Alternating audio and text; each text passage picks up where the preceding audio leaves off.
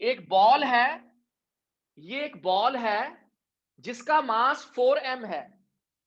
इस बॉल की डेंसिटी जो है वो रो है, इसका रेडियस जो है वो स्मॉल r है। इसको हमने डिप किया एक लिक्विड सॉल्यूशन में जिसकी डेंसिटी जो थी ये सिग्मा है, इसकी डेंसिटी लिक्विड की डेंसिटी जो है वो रो है, which is less than rho by 2। Obviously अगर इसकी डेंसिटी ज्यादा होगी फिर तो बॉल नीचे जाएगी नहीं, अगर इसकी डेंसिटी कम होगी तभी तो बॉल जो है वो नीचे जाएगी, ऐसे मूव कर रही है। हमारी प्रॉब्लम क्या है कि हमने टर्मिनल वेलोसिटी निकालनी है। तो ये क्वेश्चन है, इसका रेडियस r है, हमारे पास आ गया। अच्छा पहले हम इस कंसेप्ट को समझते हैं कि ये कंसेप्ट कहता क्या है, ध्यान से देखते हैं क्या कहता है कंसेप्ट हमारे पास, ध्यान से समझते हैं। सबको मालूम है, सबको पता है कि टर्मिनल वेलोसिटी का कंसेप्ट होता है कि अगर कोई भी बॉडी किसी लिक्विड में, ऐसे लिक्विड में जब हम उसको छोड़ते हैं तो वेट ऑफ द बॉडी और इसके ऊपर दो फोर्सेस लगती हैं, एक ऊपर लगती है विस्कस फोर्स और एक लगती है अप थ्रस्ट जिसको हम बायोंसी भी बोल सकते हैं। तो जो विस्कस फोर्स का मतलब जब W जो है वो FV प्लस U के बाद होता है ऐसे हमारे पास, तो बॉडी एक पर्टिकुलर वेलोसिटी से मूव करती है जिसको कहते हैं टर्मिनल वेलोसिटी। और हमने ये आर्टिकल किया था, सबको पता है FV की जो वैल्यू है वो हमारे पास होती है स्टोक्स थ्योरम से 6 पाई ईटा RV। ये तो हमें मालूम है, ये स्टोक्स थ्योरम हमें कहता है कि this is from the Stokes theorem. अच्छा अब वेट वो हमारे पास है mg, ठीक है। अच्छा अगर इसकी डेंसिटी सिग्मा हो और इसकी डेंसिटी रो हो, ठीक है ना, तो हमारे पास ये हमारे पास मास जो होता है वो होता है volume of the body sigma rho, ठीक है। इसी तरह से जो अपथ्रस्ट है वो होता है weight of the liquid displaced by the body, जो लिक्विड बॉडी ने डिस्प्लेस किया वो हमारे पास, ये तो हम इसको डिफरेंट करते पहले इसको समझो। तो वेट वो क्या आ जाएगा, वो भी mg हो जाएगा, लेकिन ये जो अपथ्रस्ट है ये वाटर लगाता है, वाटर। इसलिए जो वाटर है या लिक्विड है हमारे पास कुछ भी, तो हमारे पास वॉल्यूम तो आ जाएगा लेकिन साथ में हमारे पास जो आएगा that will be equal to, वो हमारे पास आ गया रो जी। तो इसका मतलब अगर मैं इस फार्मूले में पुट करता हूं, तो ये आर्टिकल हमने ऑलरेडी किया हुआ है लेकिन फिर भी मैं बता देता हूं, अगर मैं इस फार्मूले में पुट करता हूं तो हमारे पास फार्मूला आ जाता है W, वो हमारे पास है V रो जी, V ये G that must be equal to FV 6 pi eta RV, V terminal velocity, plus हमारे पास जो वैल्यू आई, जो प्लस हमारे पास आ रहा है वो हमारे पास है that is equal to upthrust, वो आ गई V ये।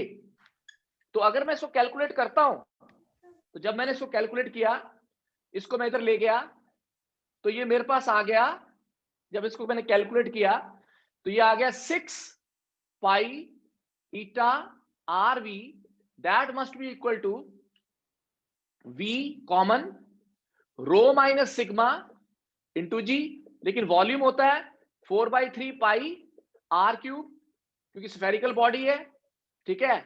ये आ गया आपके पास रो दैट इज जी, और इसको कैलकुलेट किया ये भी 6 पाई ईटा RV, सिर्फ आपको रिमाइंड करवा रहा हूं, ये कट गया तो यहां से जब ये भी कट गया तो जो टर्मिनल वेलोसिटी का फार्मूला है वो 2/9 R² by eta rho minus sigma g. जो हमने आर्टिकल किया था उसमें इसमें सिग्मा माइनस रो है, उसमें रो माइनस सिग्मा था, कोई फर्क नहीं पड़ता, हार्डली मैटर्स, क्या फर्क पड़ता है हमारे पास है। अब देखते हैं ये फार्मूला है, इसका मतलब जो फार्मूला होगा वेलोसिटी का, जो फार्मूला होगा वो इस फॉर्म में होगा, किस फॉर्म में, 2/9 R² by eta sigma minus rho into g, इस फॉर्म में होगा। लेकिन ये आंसर नहीं होगा, this will not be the answer, ये आंसर नहीं है हमारे पास। फिर आंसर कैसे है, कैसे हमें पता चले, अब हम देखते हैं कैसे। ये तो मैंने आपको इसका ब्रीफली बता दिया कि ये हमारे पास आंसर आना चाहिए, लेकिन अगर मैं इसी फिगर को देखता हूं ध्यान से, इसी फिगर को मैं समझता हूं, मैंने क्या किया, ये पुली अरेंजमेंट है, ठीक है चलो, ये है लाइक ये आ गया इधर, ये इधर, ये इधर आ गया, ठीक है, ऐसे, और इसको मैंने ऊपर से बांध दिया, ठीक है। यहां पर एक बॉल है, चलो ये मास है 4m, इसको मैंने लिक्विड में नहीं डाला हुआ है, तो सबको पता है कि ये भी m है, राइट, ये भी m है, तो एक ही स्ट्रिंग तो एक ही है, एक ही रस्सी से बंधे हुए हैं। अगर एक ही रस्सी से बंधे हुए हैं, ये टेंशन T, ये भी T, ये भी T, ये भी T, और ये T प्लस T 2T, इसका वेट नीचे mg, इसका वेट नीचे 4mg, इसका वेट नीचे mg। ये अगर ऐसे जा रहा है a, ठीक है, ये नीचे आ रहा है, ठीक है ना, तो हमारे पास अगर एक्सेलरेशन निकालनी है, तो सबको पता है कि अगर इसकी एक्सेलरेशन डिफरेंट होगी, क्योंकि इसके पास टेंशन है, सबको पता है कि tension multiplied by acceleration is always constant, ये करवाया हुआ है। तो tension multiplied by acceleration is equal to constant का मतलब यहां पे टेंशन कितनी है 2a 2t। अगर मैं इसकी एक्सेलरेशन मान लेता हूं a1, और इधर हमारे पास है टेंशन कितनी है t, और उसकी एक्सेलरेशन मान लेता हूं a2, तो ये कट गया, तो a2 आ गया, that is equal twice of a1। इसका मतलब इसकी एक्सेलरेशन होगी 2a और इसकी एक्सेलरेशन होगी a। अगर इसकी एक्सेलरेशन a है, इसकी 2a, तो जब हम इक्वेशन ऑफ मोशन लिखते थे तो हमारे पास इक्वेशन आ जाए t minus mg is equal to a। Question ये है, क्या ये वाला सारा कंसेप्ट यहां लगेगा? Answer is no. क्या ये वाला सारा कंसेप्ट यहां लगेगा? Answer is no. व्हाई? जो सबसे इंपॉर्टेंट बात है, क्या? क्योंकि हमने निकालनी होती है टर्मिनल वेलोसिटी।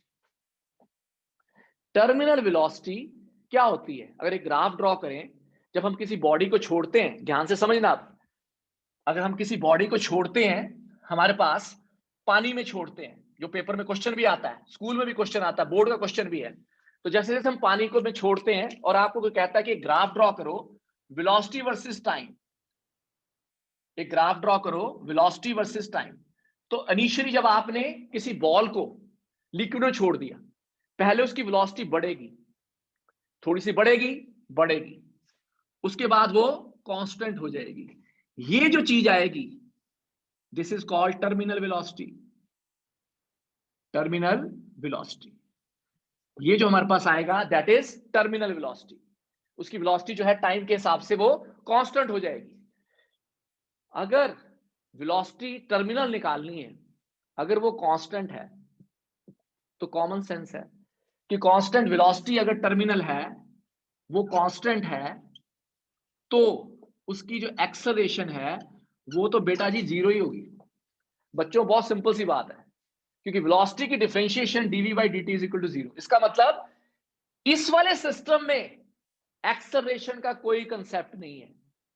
तो क्या चीज सीखी कि जब हम लॉज ऑफ मोशन वाला चैप्टर पढ़ रहे थे और फ्री बॉडी डायग्राम्स हमने पढ़ी थी मैकेनिक्स में, उसमें acceleration plays very important role, क्योंकि बॉडी एक्सेलरेट करती है, ठीक है ना। वो हमारे पास एक्सेलरेशन निकालते हैं या वेलोसिटी निकालते हैं या डिस्प्लेसमेंट निकालते हैं, पुल्ली सिस्टम है हमारे पास है।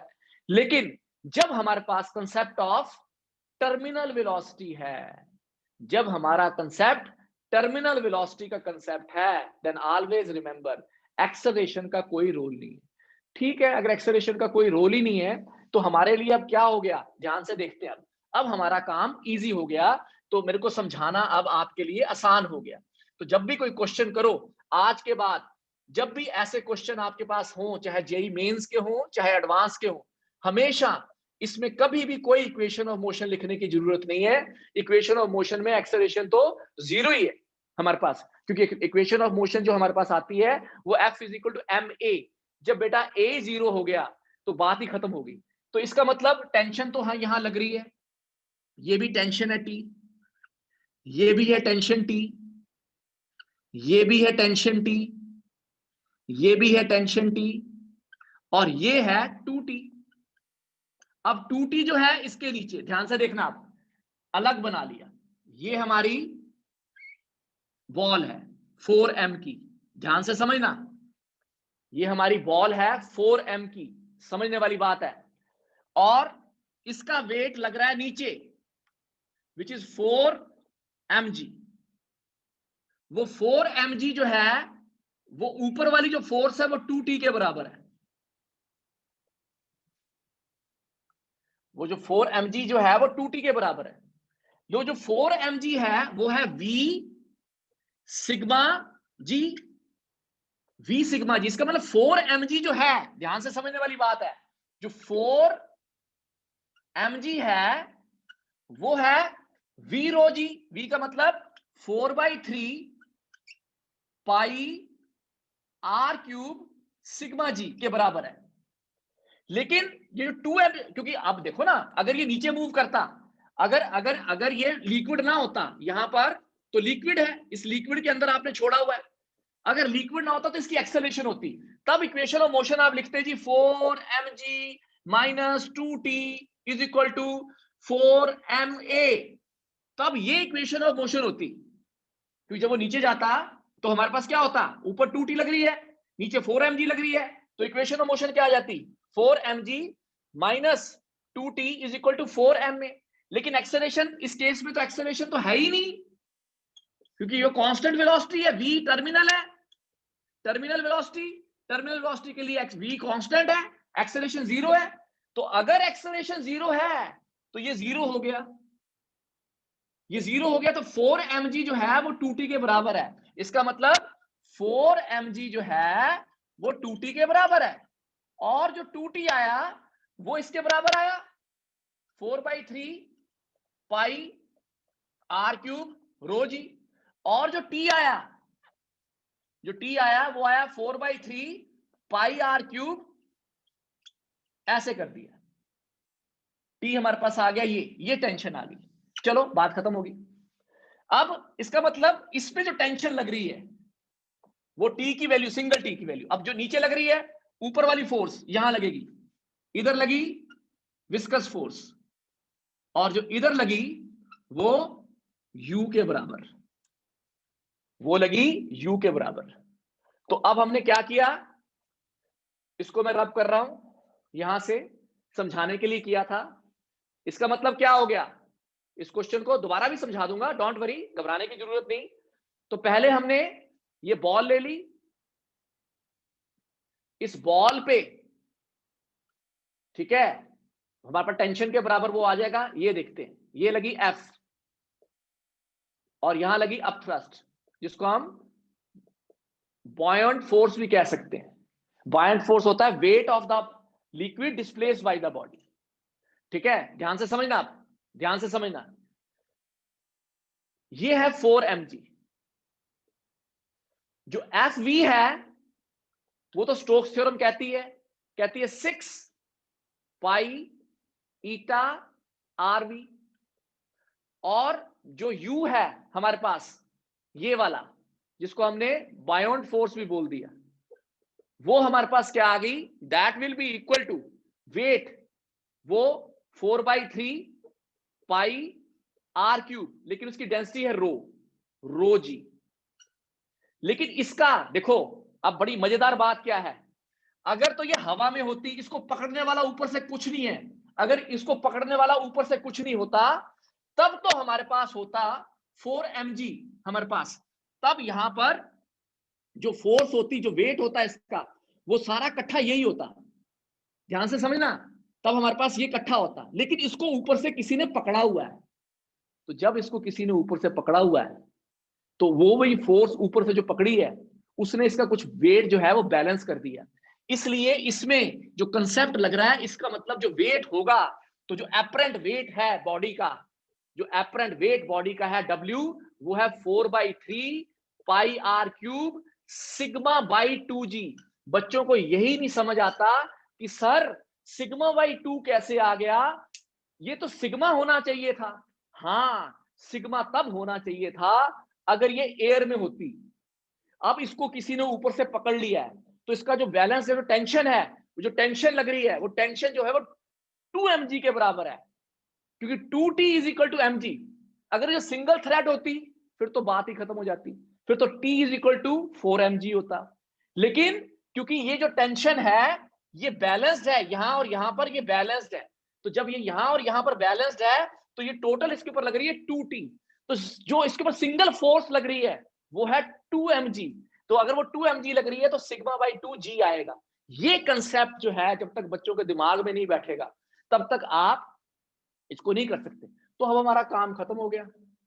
अब तो बिल्कुल आसान हो गया काम। क्या करना है हमने, तो अब मैं इसको रब कर रहा हूं, रब कर दूं भाई इसको। Yes sir. चलो लिखने दो सर, थोड़ा इसको, सा रह गया हाँ सर। हाँ उतारो इसको।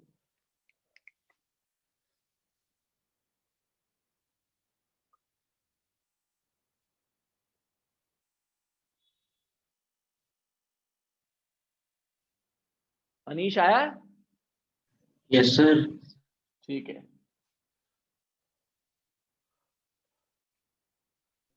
हो गया सर। चलो चलिए देखो जी, तो इसका मतलब क्या हो गया, इसको मैंने रब कर दिया, ठीक है। तो मेरे पास ये चीजें आई तीन, तो बस ऊपर वाली फोर्स जो ये है, ये जो है वो बेसिकली वो 2 mg है, ना कि वो 4 mg है, बिकॉज इसको हमने ऊपर से पकड़ा हुआ है, तो उसकी तो हमें जरूरत ही नहीं। अब तो हमारे पास काम खत्म हो गया। तो ये बन गया W F of V plus U must be equal to W, that is equal to 6 pi eta R V plus 4/3 pi R cube rho G, that must be equal to 4/3 pi R cube, that is G। इसको divide कर दिया, divide किया 4/3 pi r cube common, rho by 2 भी कॉमन, इसको उधर ले गए, minus sigma by 2 rho into g, 6 pi eta r b, और ये पाई से पाई कट गया, ठीक है। ये आ गया 2, ये आ गया 3, ये हमारे पास कट के 2 आ गया, तो V will be equal to 2/9 r square by eta. इसको आप अगर एलसीएम ले लो तो सिग्मा -2 रो बाई 2 जी।